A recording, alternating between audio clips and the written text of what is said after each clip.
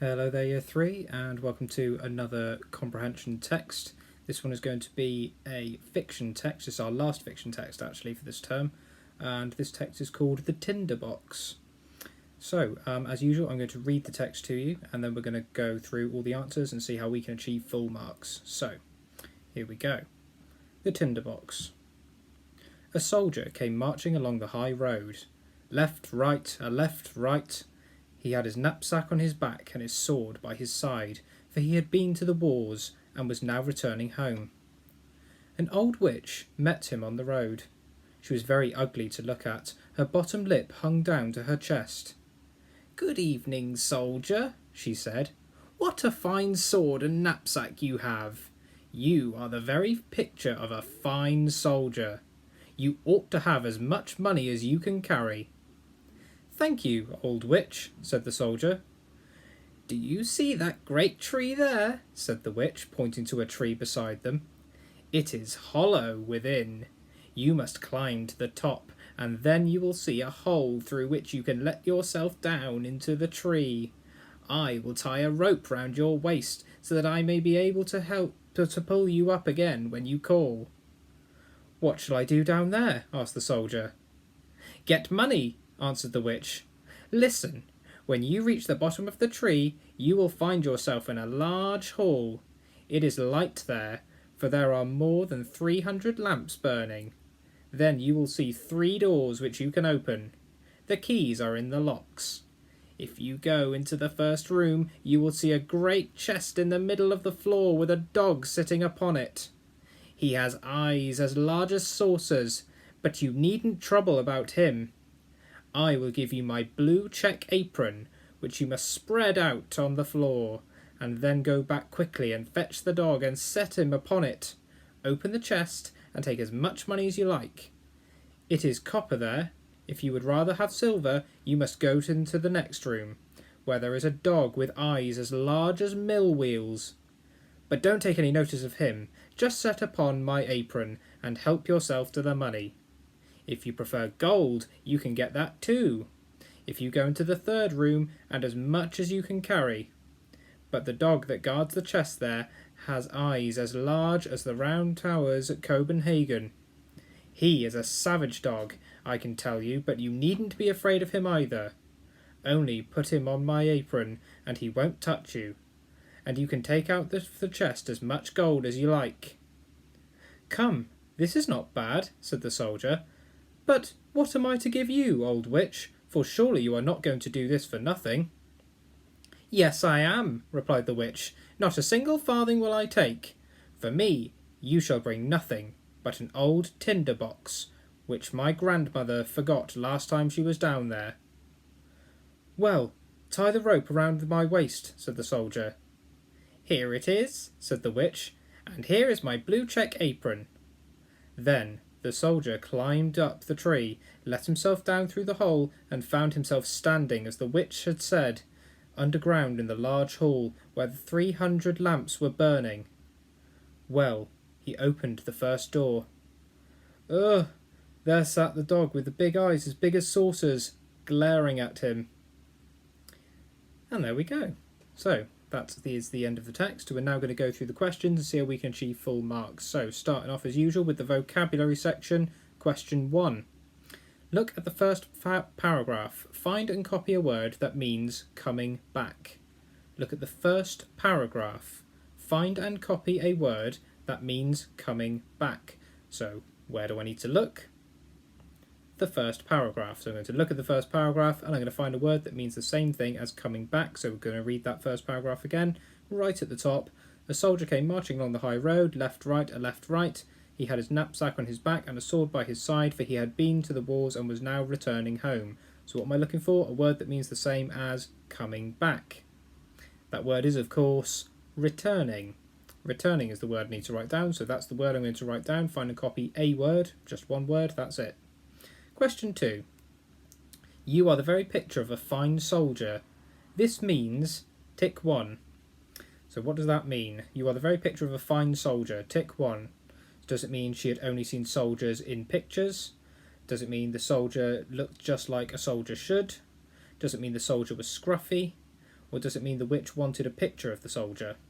So what do we think that means? You are the very picture of a fine soldier. So have a look at the options. She had only seen soldiers in pictures. I don't think so.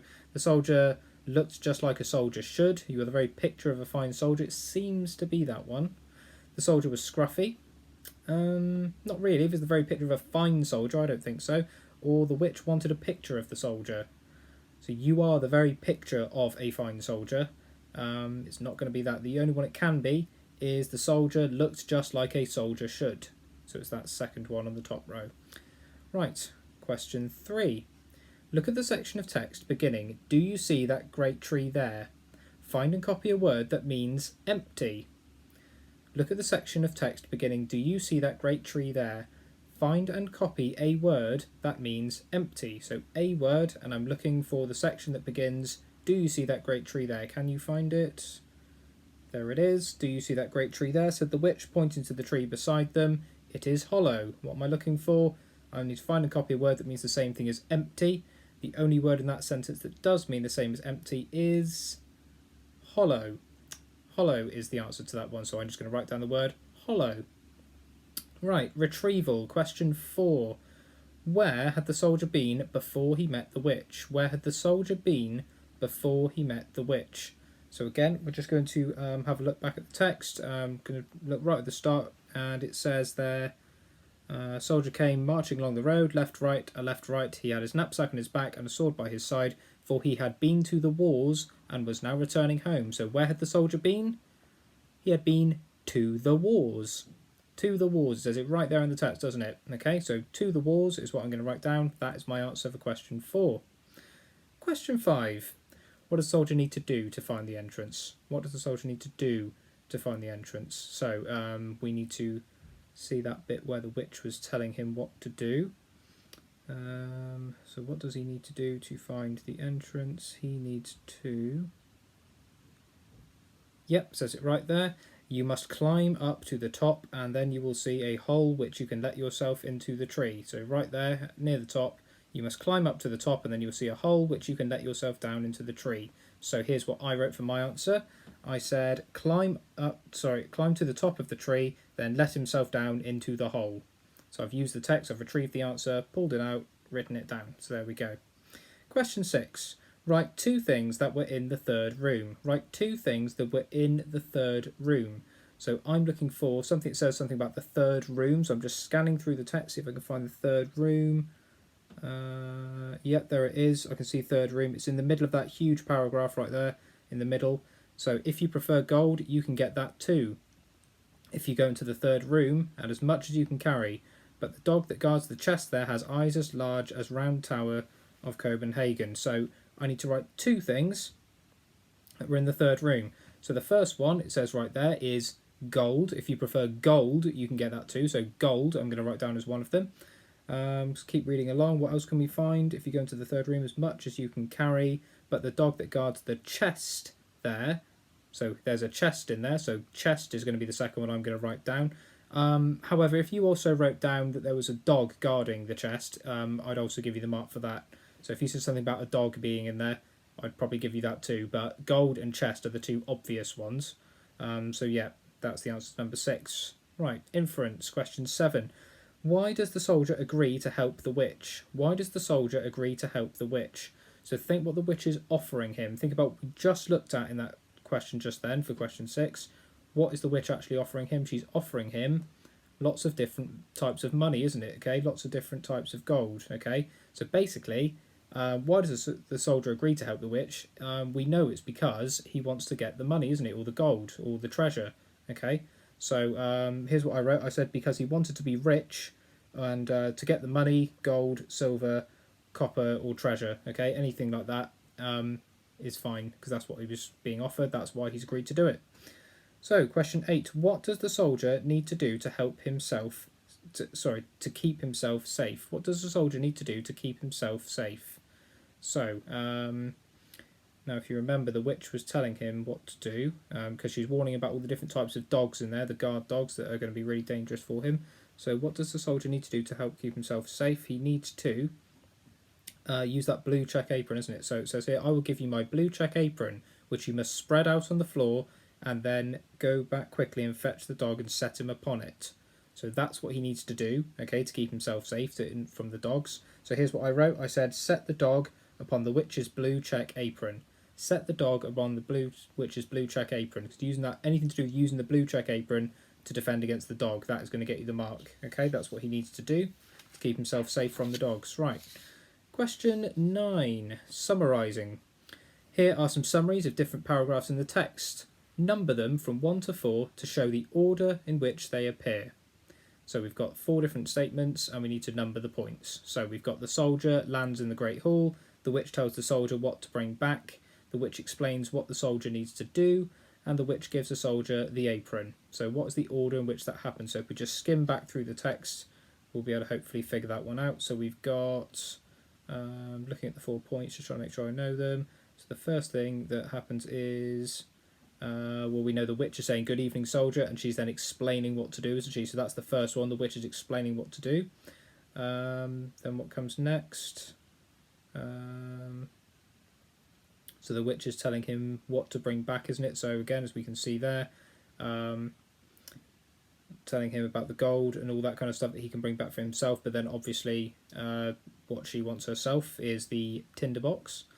And then after that, we know that the witch is going to give him the apron, as it says there, right at the bottom. We're looking at that picture of the witch. Here it is, said the witch. Here is my blue check apron. That's the third point. And the final point is when that soldier lands in the Great Hall, isn't it? Okay, as it says there, after that, underground in the large hall. There you go, that's the fourth point. So it should be the order of 4, 2, 1, 3. And that will get you the mark. 4, 2, 1, 3. Right, question 10, authorial intent. How does the author make the dogs sound scary? How does the author make the dogs sound scary? So we need to use our grammar skills here and try and work out what the author's done to make the dogs seem scary. Okay, what has he done to make the dogs seem scary? So what sort of language features do you notice he's used to make the dogs seem scary? So basically, here's what I wrote. I said that the author uses similes for the dog's eyes, such as, and I've used an example, eyes as large as saucers. The author also wrote, he is a savage dog, which makes one dog in particular seem dangerous as well as scary. Okay, so he's being really specific there. So use of similes, that has helped to convey how scary the dogs are, saying how large the dog's eyes are. And obviously saying it is a savage dog, using that adjective to describe it as being savage, is really putting that image in our heads that this is not a friendly dog at all. Right, last question, predict, question 11. What do you think the soldier will do when he gets into the first room? Use the text to help you answer. Okay, so again, when it says use the text, we must make sure we are using the text. It's really important if a question tells us to do that, you are doing it. You can't just write a little bit. It needs to be really detailed using the text. Look again, 3 lines to answer that question. So, what do you think the soldier will do when he gets into the first room? Use the text to help you answer. So, here's what I wrote. Again, this is a prediction, so there could be more than one answer here. I've actually written down 3 possible answers you could have, but here is my main one. I'm going to read you first. This is what I actually think, which should be the answer. So I wrote, I think that the soldier will put the dog on the blue check apron because it is what the witch told him to do. So do you see how I've used the text there to answer my question? I did say, here's my prediction, I think the soldier will put the dog on the blue check apron. That's my prediction. I think the soldier will put the dog on the witch's blue apron. But why? Okay, I've said because it is what the witch told him to do. So I've used the text to back my answer up. That's why I think he'll do it. He's doing it because of this. So again, you need to use evidence to prove your point. You could also have had an answer talking about the soldier possibly being too scared to go in there, because obviously the way it ends, it's debatable whether or not he is going to go and do it. I think he probably would, because otherwise there wouldn't be much of a story. But if you predicted that he's too scared of the dog's eyes after the witch's description, when he sees them, that he runs away, that could also be correct if you backed that up. And if you made reference to the fact that obviously we've had lots of detail about the eyes, that would have been a correct answer. You could have also said something like he might not trust the witch because witches are often bad, so he runs away for that reason. So he decides to go against the witch and think, actually, no, do you know what? I'm not trusting a witch. I'm going to leave it, okay, because of what we know about witches and sort of the way she's been speaking to him. It's been quite mysterious overall. So there you go. There's all the answers to the questions. Do hope you enjoyed. We're going to have another one tomorrow based on the Tinderbox for set B. So tune in tomorrow and I'll see you for that one.